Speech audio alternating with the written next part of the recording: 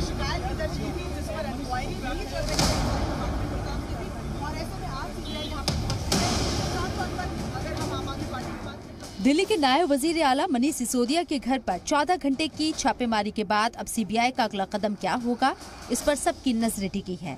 हालांकि जिस तरह से एफआईआर में सबसे पहला नाम सिसोदिया का है, उससे ये साफ है कि जांच के मरकज में सिसोदिया ही रहने वाले हैं। डिप्टी सीएम सिसोदिया के सामने चैलेंज ये भी है कि जो उनके करीबी हैं, उन पर कमीशन लेकर शराब ताजिरों को लाइसेंस देने का इल्जाम लगा है। एफआईआर की कॉपी से पता चलता है कि अमित अरोड़ा, दिनेश अरोड़ा और अरुण पांडे शराब ताजिरों से कमीशन लिया करते थे। कमीशन के बदले में ही लाइसेंस दिया जाता था। ये सभी मनीष सिसोदिया के करीबी हैं। इसी वजह से सीबीआई को उनके किरदार पर शुबा है। हालांकि मनीष सिसोदिया का साफ कहना है कि उन्होंने कुछ भी गलत नहीं किया है, इसलिए किसी भी जांच से डरने की जरूरत नहीं है। हमने कुछ गलत नहीं किया, हमने कहीं कोई भ्रष्टाचार नहीं किया, इसलिए हम डरते भी नहीं।